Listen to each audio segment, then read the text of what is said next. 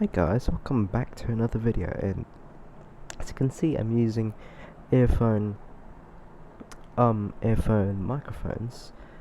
I bought these from Anko, which is this this Australian store, which is apparently owned by Kmart, and Anko is supposed to be a a flagship product of Kmart Australia. And I almost thought that Anko is just this, I don't know, maybe Chinese company is trying to advertise itself as Aussie. But I did more research, and I came to the conclusion that Anko, well, not really conclusion, but I found the answer, that Anko is really Aussie because it's part of Kmart Australia. Now, how did I come to the conclusion that Anko was probably a Chinese company trying to pretend to be an Aussie? Well, I tried searching Anko in Google Maps. I went to Sydney, not in real life, but in Google Maps. I went to Google Sydney, and I searched up Anko because there might be shops that pops up, but there was none, and I was quite baffled. I was quite surprised. Like, why is there none of those? Is it because maybe the stores have closed, or is it just another company trying to be Aussie? Because it's mostly showing stores here in the Philippines. Oh well.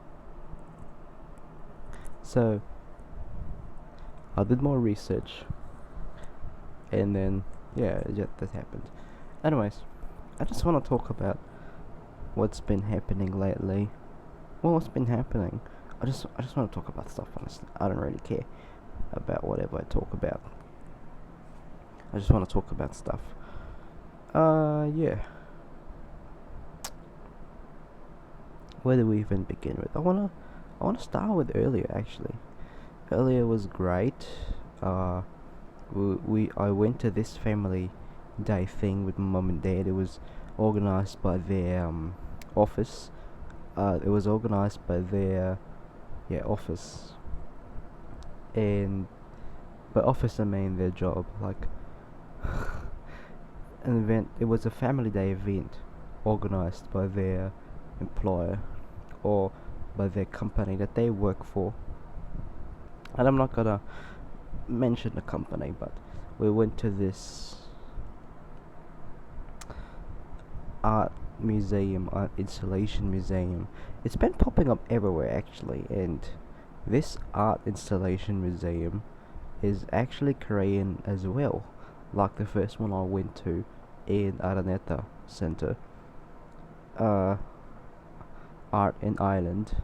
I thought it was Filipino, but it was actually Korean, and they were there since 2014 or 2015, I think. And there was a recent one called it's called A Museum in Ayala Malls, in Manila Bay. And I thought it was called A Museum because it stands for Ayala Museum.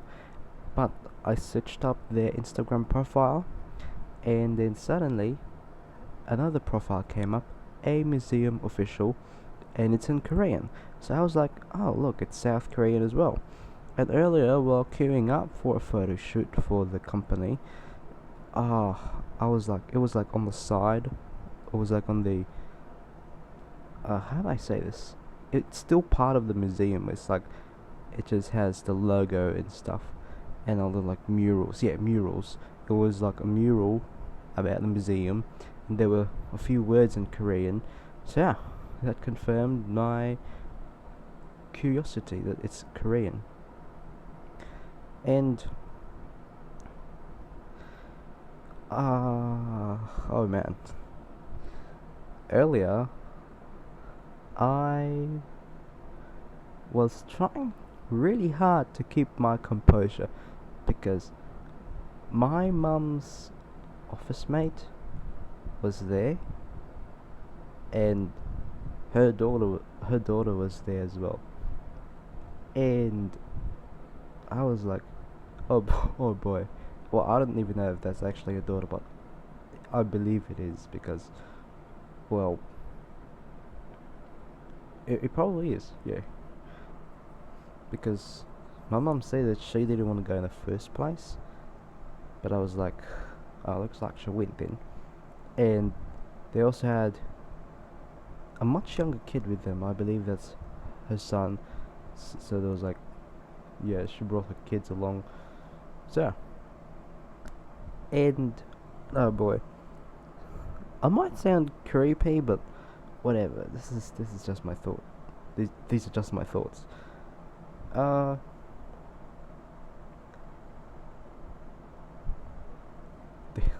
she looked cute, and I was trying to keep my composure so hard.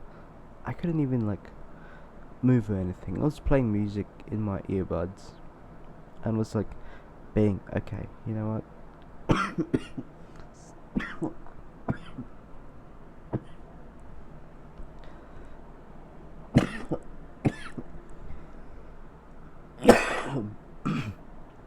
Sorry. I was like, okay, you know what? If she's gonna be here with us throughout the whole thing, then I should really keep my composure. She was with us for the first half, but then uh, they suddenly, I don't know, rushed or something, and they eventually went somewhere. So we did our thing. Uh, went through some, well, went through some exhibits the in the art installation thing, and it was great. I really loved this one installation where they had a light show, a laser light show, and they had one of these fixtures within them, which was a moving bar fixture. It was a bar fixture. It was a tilting bar fixture. I don't know what you call it exactly, but I have a photo of it. And it has lasers and LED effects, and it could also be turned as a blinder. And it's really cool. So after that, we went to a restaurant called Old Town. It's a Malaysian restaurant, and I ate a lot there. I ate laksa, I ate nasi goreng. I ate that for the second time because I actually went there for the first time like months ago something, and I really liked the nasi goreng. And I also ordered kaya toast, kaya butter toast, and it was very tasty. I really love Malaysian food, but it's probably not that quite authentic since it's from a restaurant, and I mean the restaurant is Malaysian. It did come from Malaysia. Old Town is a brand in Malaysia, but I feel like that it may not be authentic in a way because it came from a restaurant. But yeah, and after that, we were ordering this yogurt thing called Yao Yao, which is this Spanish yogurt thing. And then suddenly, while waiting to order, I saw my mum's office mate again with her daughter, and they were saying goodbye to my mum because they were gonna go. And I don't know, I just really wish that I maybe interacted with her for a bit, but I was like, nah, I was too shy. And look at me. I don't think she would have liked this or whatever. I don't really care. But right now, I don't think I should be in a relationship right now because I still reminisce about my ex just sometimes. It's not like every day, every hour, every minute. It's just occasionally. And I believe that I am slowly just viewing her as the past. I'm slowly being like, I'm slowly but surely and hopefully moving on. And yeah, um, if there's another event within the office or the company, or maybe another family day event, I'm just hoping that I'd meet her again, and maybe talk to her and interact with her, but not get into a relationship. No, maybe I just try to be friends right now. Just get to know her. I really believe I need more friends than my best friends that I've had since kinder and prep.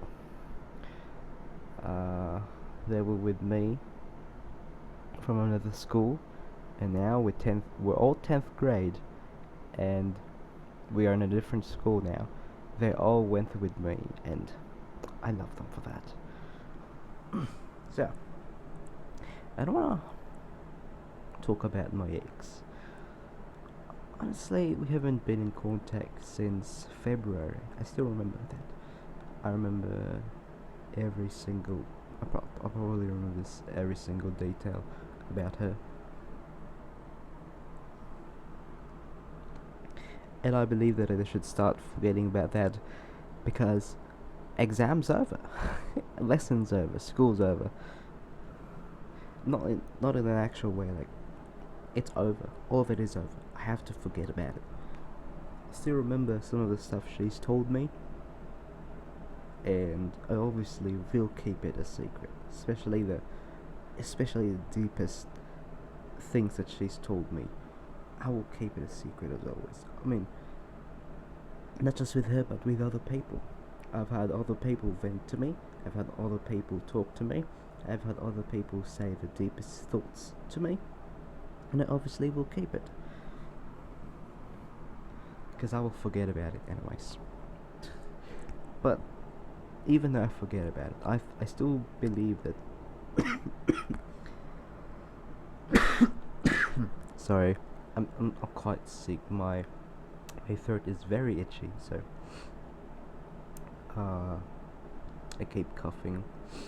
But yeah, hopefully it will be gone because I'm drinking medicine. But whatever.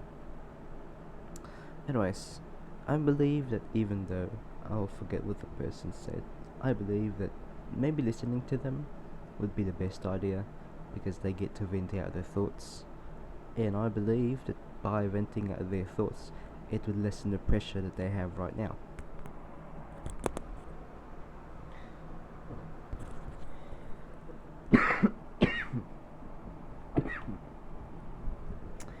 Using cloth to dampen the sound, unlike drums.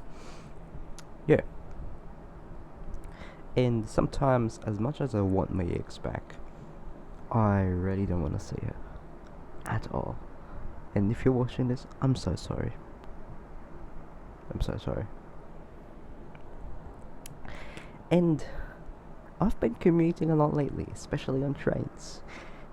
And since I've been commuting a lot on trains lately, I have grown an interest for trains, and I've grown an interest in public transit, and I've grown an interest on how to plan them for Metro Manila, because I believe we need a commuters first country, commuters first city, especially that not everyone can really afford a car, and most of the middle class would either ride with or would either go with a ride hailing app. And you're wondering why the fuck are you speaking about trains? We were just talking about your ex. Well, since I have been commuting lately, and if you've watched my video, my now deleted video, or I told you guys that I was crying in that video because she was going to another city to live there. And since I've been commuting a lot lately, I ride a train line that goes through the city that she lives, and specifically through the condo that she lives. She lives in an apartment with her mum and her sibling. She lives in a condo, and that condo has a train station, and the train line is MRT3 in Manila. And MRT3 goes to this what station called Bonnie Station. No, not Bonnie Blue. Not Bonnie Blue. I know my background's blue right now, but this isn't about Bonnie Blue. And the train station is literally right next to her condo. And if you commute, you'd know what I'm talking about. Before, I thought about that condo as a condo with a cool facade, like this one part where it's glass or something, and it lights up at night, and I really like that. But now it just gives me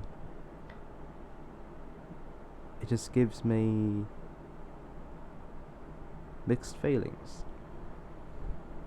Every time the train passes there, I just hope and pray that she wouldn't be taking the train as well. I told that to my friend, and he's like, "Bro, you're not in an anime." But like, I just want like the possibilities. What are the possibilities? Because I commute during the weekends. When I go somewhere, I commute, and she goes out a lot during the weekends. The possibilities. But I believe that she doesn't really take the train a lot, so probably not. Or not. But I still hope and pray that I wouldn't encounter her on the train, because it would be so awkward. Yeah. But yeah, I get really nervous around that area. It's like 2023 all over again.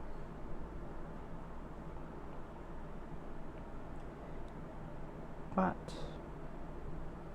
I don't know. I believe that I should probably stop thinking about it, and I should just go back to when I viewed that condo as a condo with a cool facade.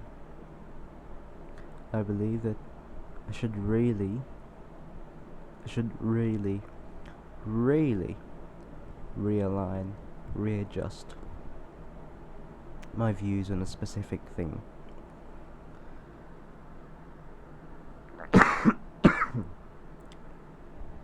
Especially when it's certain songs, certain stuff that reminds me of my ex. Now, I know it's. Do you even call it puppy love? I know it's just teenage relationship. I'll eventually forget about it, and hopefully I will, and it will be cringe for me when I grow up, like 20 years old or something. But I still can't forget about it. It's probably one of the best things that happened in my life, and the worst as well. But either way, she added a little spice in my life, adventure, and I want to thank you for that. But unfortunately, I believe that our interaction has ended because you have done your job, and I have done my job. And I believe that when one thing ends, it has finished serving its purpose. But anyways, enough of that. I want to talk about why equity and equality go so well together. I actually want to make a dedicated video about that, but I just want to add it in here because I just want to talk about random stuff in this video. So why equity and equality go well together in a country? See, I want to give you an analogy. Let's take an airplane. Let's take an aeroplane as an analogy. So the fuselage is the Philippines, for example. The fuselage, well, could be what country is shaped like an aeroplane or like a fuselage? Let's say whatever. Let's pick the Philippines. It's the fuselage, and we got two engines. The left side being equity, the right side being equality. Now I know that's just not one of the things that balances the Philippines, but I'm making an analogy here, so just bear with me. I'm so sorry. So, if we only have equity as the engine, the fuselage would fall with it, the aircraft would turn around and would fall. If we only have equality as the engine, the aircraft would also fall and turn around. Now, what am I saying here? One isn't enough. One doesn't work. Even though it sounds good, there will be a downside to it. So I believe that we need to pair one with another one. And I believe that equality is something that we should treat, and equity is something that we should give. Equality, treating people equally, equity, giving people what they need. So by equality, we treat people equally. You treat the poor equally, you treat the beggars equally, you treat the rich equally, you treat the middle class equally, you treat the simple living people equally. But by equity, you treat them equally, right? You give them what they need. You give the beggars what they really, really need. Like, a job. They really need a job. They're begging for money. Money, obviously. Shelter. Basic care. Middle class, well, they've got a job. They've got a house. But I believe that with equity, you could give them a much higher wage, and a decent job. Yes, they have a job. They have a paying job, but is it decent? And is it high paying, or does it pay decent? And with rich people, obviously they still have needs. Obviously, they're not like, hey, I can buy this, I'll just buy this. Rich people have needs as well. Basic needs. They still need the basic needs, food, water, shelter, and since they're rich, they could obviously afford that. But, of course, how do I even say this? It is quite complicated, since the rich here is quite... yeah. But I believe that the rich still needs something from the government. And it could be that once they get old and they stop working, they still need money from the government, despite them being rich and retired. And if they don't have any children, who's gonna work for them? Well, maybe they get paid allowances, but what if no one pays them an allowance and their business empire had fell?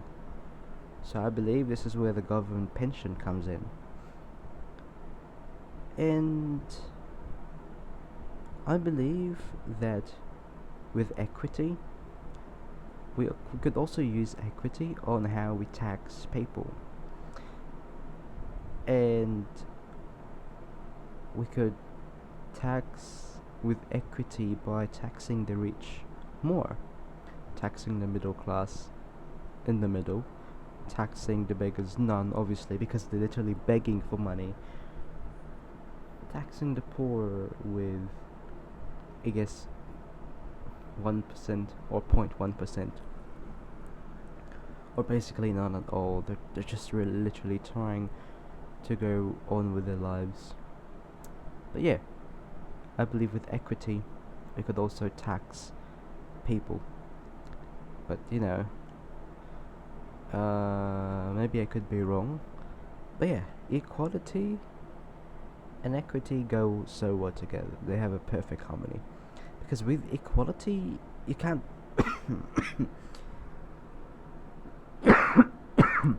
Because with equality, you can't just start taxing everyone the same amount and call it equality. That's just mediocre.